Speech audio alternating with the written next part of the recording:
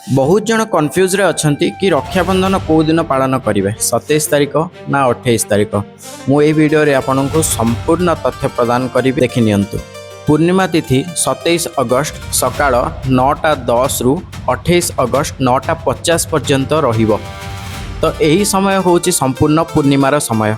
तेबे आपन को केउ दिन पालन करिवार अछि तार शास्त्र मत अनुसार मु आपन को कहिबी। 27 तारिख आप पालन करें कारण से दिन भद्रा रोचे आ भद्रा काल रे रक्षाबंधन संपूर्ण भाव में निषेध अटे। तो 28 अगस्त भल दिन अच्छी रक्षाबंधन पालन करने आपण 28 तारिख दिन ही रक्षाबंधन पालन करेंगे।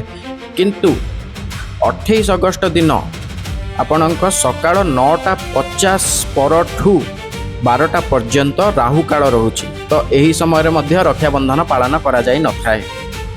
तो जदि आपण पारिबे तो सूर्य उदय परठारु ही आपण सकाळ 9:50 हो 9:30 हो ता भीतर ही पालन करिनबा आपन पई सबुठु बेस्ट रहिबो।